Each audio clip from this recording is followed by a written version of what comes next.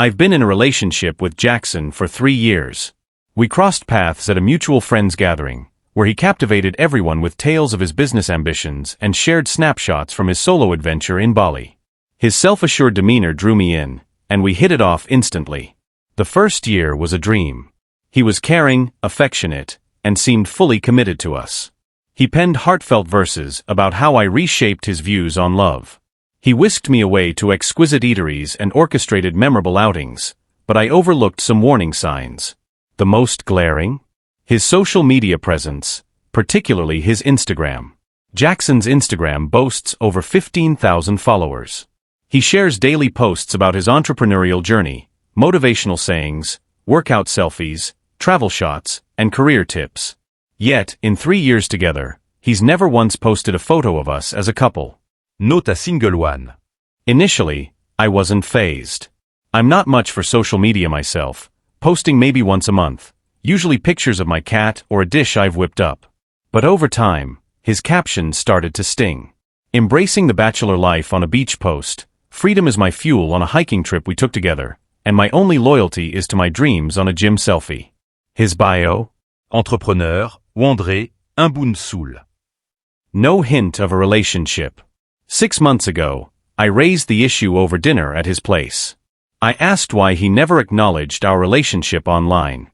He flashed a patronizing grin and said, "Labels suffocate love, darling. What we share transcends social media." I'm crafting a personnalité, my audience crave indépendance. I pushed back, saying it felt like he was erasing me. He got defensive, asking if I was going to be that girlfriend who needs Instagram to feel secure. He made me feel petty for even mentioning it, like I was needy or paranoid. I let it go then, but it gnawed at me. Especially when I'd catch him glued to his phone, grinning at notifications. When I'd ask who he was messaging, he'd brush it off with just business contacts or industry folks. 2 months ago, while helping him rearrange furniture, I spotted a notebook on his desk, open to a page labeled Content Plan. A note jumped out: keep posts aspirational. Uphold single entrepreneur vibe. Women engage more with unattached guys. I didn't confront him right away. Instead, I started observing. I noticed how he'd crop me out of photos at events. How his Instagram stories of our dinners never showed my face. How he'd tilt his phone away when late-night texts came in. 3 weeks ago, I took action. I created a fake Instagram account as Evelyn, a 25-year-old woman, using photos of my cousin's friend with her consent, who lives across the country and avoids social media. I filled the profile with generic lifestyle posts and followed various entrepreneur accounts, including Jackson's. Within 3 hours, he followed back. Minutes later, he slid into Evelyn's DMs. "Hey gorgeous, love your vibe. Let's link up sometime." My stomach churned, but I played along. For 2 weeks, we messaged daily. He sent Evelyn the same poems he'd written for me. He proposed the same first date spot he'd taken me to. He told Evelyn he was 100% single and looking for someone who gets his hustle. When Evelyn asked about his relationship status, he said, "I've been flying solo forever. Freedom drives my purpose. Some women can't handle a man who puts growth first." Last week, he suggested a meetup. I, as Evelyn, agreed, choosing the same upscale Italian restaurant where Jackson and I had our 3-year anniversary dinner booked for this Friday. He eagerly agreed, saying he'd been dying to check that place out. Here's my plan. I'll show up for our anniversary dinner. He thinks he's meeting Evelyn, but it'll be me. He doesn't know I've seen everything. He doesn't know I've saved screenshots of our chats. He doesn't know I've confided in my best friend Tara. I don't just want to end things. I want him to face his deception. I want him to sit across from me and explain why he's been living a lie, why he made me feel irrational for wanting basic acknowledgement, why he thought I'd never catch on. Our reservation is for 7:30 p.m. tomorrow at this fancy downtown spot that requires a deposit. He's been gushing about our anniversary all week. This morning, he sent me roses at work with a card reading, "To many more years, babe." Yet he told Evelyn he'd meet her at the bar at 7:15, just before our dinner slot. Clearly, he planned to charm her over a drink, get her number, then pivot to our anniversary meal. The restaurant's semi-private booths likely gave him confidence he could pull it off unnoticed. I'll arrive at 7:10 and stake out the bar, watching him search for Evelyn. I'll see him check his phone when she doesn't show. Then, at 7:30 sharp, I'll approach for our anniversary dinner. I keep imagining scenarios. Will he lie his way out? Blame me? Beg for mercy? I've rehearsed my words, but I'm nervous about how it'll unfold. Yesterday, he asked what I'm wearing so we could match. I told him I got a new red dress. He said he couldn't wait to see it an hour later. He asked Evelyn what she'd wear so he could spot her. Evelyn said a blue dress. He replied, "Blue's my favorite. Bet it'll look stunning on you." I've already moved most of my stuff from his place. While he was at a networking event last weekend, I quietly took my essentials back to my apartment. He hasn't noticed my clothes are half gone or that my pricey skincare is missing from his bathroom. I've backed up all the screenshots to my cloud. Part of me wants to send them to his mom, who loves me and keeps asking when we'll get engaged, but another part craves a clean break after the confrontation. Tara thinks I should record it, but that feels too far. I just want him to see I'm not as clueless as he assumed. I don't know what's next after tomorrow. 3 years together, talking about marriage, kids, a home. I'll update post-confrontation. Wish me luck. Edit. I'm in my car in the restaurant parking lot now. His car's already here. He's early, for Evelyn, not me. He's never early for our dates. I'm furious but oddly composed. Next update, it'll be done. 3 years, ended because he couldn't even fake commitment online. Because labels kill love. Well, so does deceit. First update. Thank you all for the kind words on my last post. I never expected thousands to care about my relationship mess, but here we are. Many of you asked for an update, so here's what went down at the restaurant last night. I arrived at 7:05, a bit early, parking a few spaces from Jackson's car. I checked my makeup, wearing the red dress I'd mentioned, paired with the sapphire earrings he gave me last Christmas. I wanted to look like me, not someone setting a trap. Entering the restaurant, I saw Jackson at the bar, eyes darting to the door with every chime. He wore a new navy shirt, matching Evelyn's supposed blue dress, not my red one. First sting of the night, I lingered in the entryway, out of his sight. The hostess approached, asking about my reservation. I explained I was surprising someone, pointing to Jackson. She grinned, probably thinking it was romantic. If only. For 15 minutes, I watched him. He checked his phone obsessively, typed messages to Evelyn no doubt, fixed his hair in the bar mirror, and ordered a bourbon neat, his charming first date drink, not the rose he has with me. At 7:30, our reservation time, I walked up behind him. He was so focused on the door he didn't notice until I touched his shoulder. He turned, cycling. Through confusion, shock, and fake joy in seconds. "Lila, you look incredible but you're early," he said, standing clumsily. I smiled. "No, I'm on time for 7:30. You're the early one." I asked who he was waiting for. Panic flashed in his eyes. He claimed he just wanted a drink before dinner. The hostess said our table was ready. As we followed her, Jackson kept glancing back at the entrance. I asked if he was expecting someone. He denied it, saying he thought he saw a client. At the table, I played along for 10 minutes, chatting about my day while he grew distracted, checking his phone under the table. Finally, I'd had enough. I grabbed his phone and asked if he was waiting for Evelyn. His face went pale. He stammered, asking how I knew that name. Instead of answering, I opened Instagram on my phone and switched to Evelyn's account right in front of him. His eyes widened as it clicked. "You catfished me," he said, as if I were the villain. The nerve. I calmly explained I made the profile after noticing his single vibe online and his shady phone habits. I asked why he told Evelyn he'd been solo for years when we'd been together for 3. He tried multiple defenses. First, it was just branding to grow his followers and business. When I didn't buy it, he claimed he was testing me, suspecting I was unfaithful. When I scoffed, he switched to gaslighting, saying I was overreacting to harmless flirting, that messaging women wasn't cheating since he never met them, that I was controlling for caring about his social media. I cut him off, showing him my phone with the Evelyn chats, his recycled poems, scheduling our anniversary as a date with her, claiming he was single. Then he went into damage control, eyes softening, voice pleading. He admitted he screwed up but swore it was just online, never physical, said he loved me but struggled with seeking attention. He cried, claiming he needed therapy, whatever I wanted. I asked, how many others? His pause told me it was T0. He mumbled about some flirting, but nothing serious. I didn't believe him. Zoé approached, sans signes de tension. I told Jackson we weren't staying and walked out. He followed to the parking lot, begging me not to end 3 years over a dumb mistake. He offered to delete Instagram, even claimed he was going to propose on a non-existent trip next month. I got in my car, rolled down the window, and said I'd grab the rest of my stuff tomorrow. He kept pleading for more talk. I drove off, leaving him standing there. At home, I had 37 missed calls and over 50 texts from him, apologetic, angry, manipulative. The last one I saw before blocking him, "You trapped me. That's not love. You just wanted on out." I thought I'd feel triumphant, but I just felt drained. 3 years with someone who could live a double life so easily.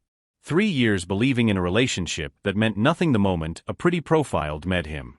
Then it got weirder. At 2 a.m., I got an Instagram notification. Jackson had unblocked Evelyn's account, he blocked it post-confrontation, and sent a long message, claiming I misunderstood, that he knew it was me and was teaching me about trust, that my test proved I never trusted him. I didn't reply but saved screenshots. This morning, I texted his roommate, Nate, who I get along with, asking when I could grab my stuff. Nat called, confused. Jackson told him we had a minor spat, but we're fine. He was shocked when I explained everything and told me to come at noon when Jackson would be at his weekly soccer game. Nate helped me load my things. He mentioned something chilling. Jackson had been bringing women to their place when I was away for work. Nate thought they were friends since Jackson was with me. He also saw a hotel confirmation for a Vegas trip Jackson never mentioned. 1 room, 2 guests. Jackson called it a networking opportunity. As I left, Jackson's car pulled in. He blocked my exit, demanding to know why I was there. I said I got my stuff. Nate helped me load my things. He mentioned something chilling. Jackson had been bringing women to their place when I was away for work. Nate thought they were friends since Jackson was with me. He also saw a hotel confirmation for a Vegas trip Jackson never mentioned. 1 room, 2 guests. Jackson called it a networking opportunity. As I left, Jackson's car pulled in. He blocked my exit, demanding to know why I was there. I said I got my stuff and Nate knew everything.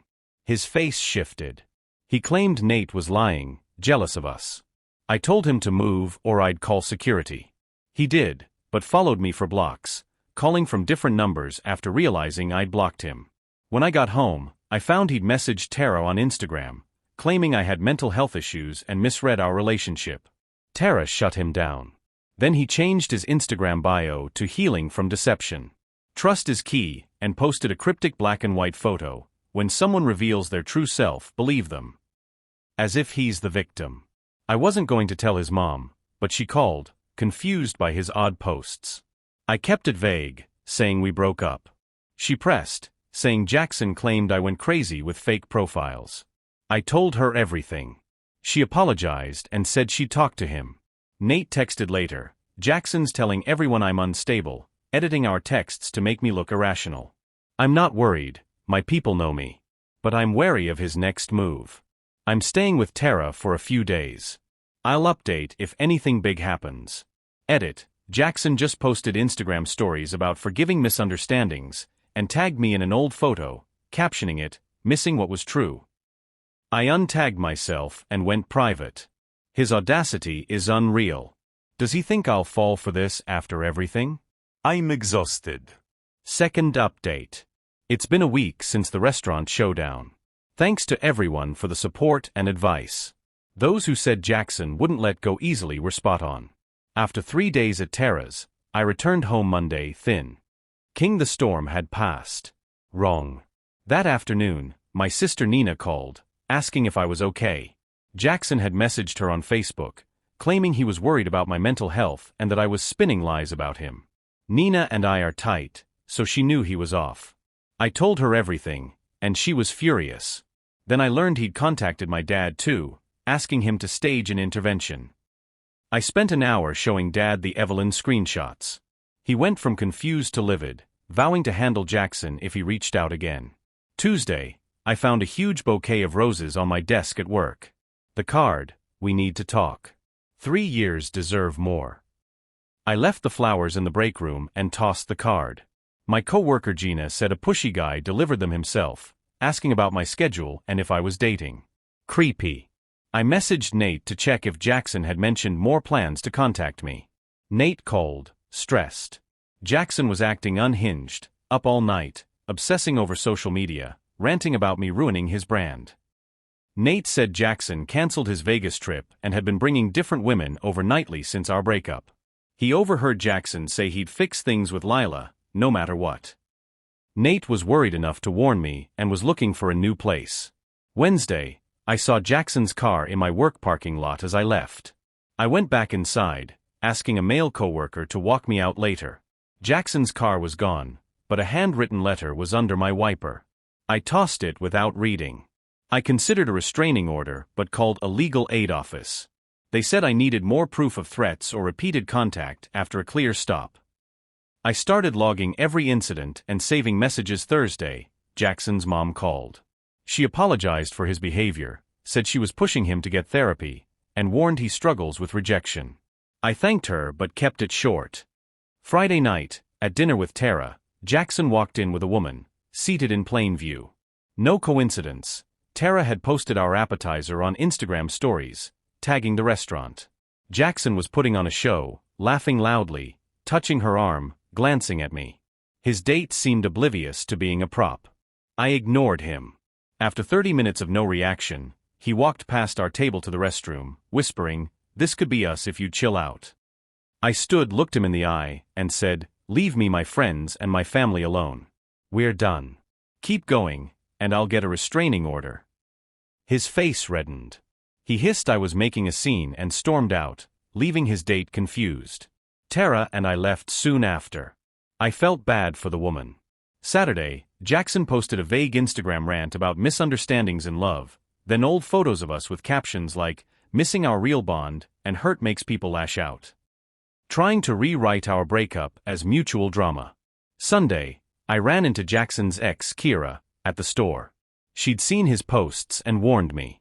When she dumped him 2 years ago, he harassed her for months, showing up at her job, messaging her friends, dating her coworker to stay close. The poems, date ideas, and phrases he used with me and Evelyn were recycled from her. She moved and changed her number to escape him. Monday, I woke to dozens of Instagram notifications. Jackson posted edited texts between us, painting me as possessive and unstable, claiming I made the Evelyn profile out of paranoia. He wrote, "I'm sharing this not to hurt Lila, but because I'm worried and hope she gets help." I wanted to post my screenshots but held back. Engaging would fuel his narrative.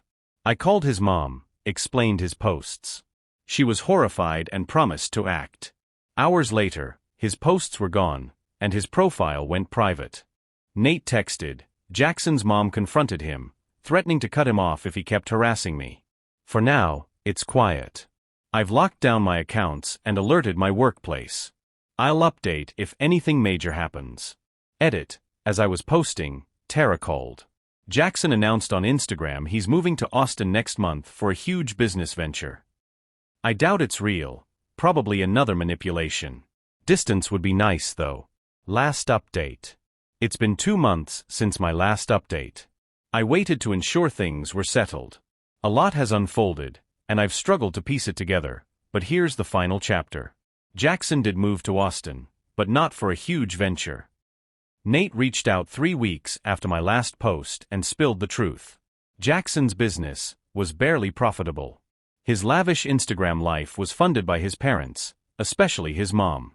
After she demanded his financial records, she learned he had only 2 minor clients and was blowing her business expense money on his lifestyle, dinners, trips, clothes, while barely covering rent. She gave him an ultimatum: move back to Oregon to work for his dad's company or go to Austin, where his aunt runs a business and could give him a real job. She'd cover moving costs and 3 months' rent, then he was cut off. The venture was his family's last push to make him grow up.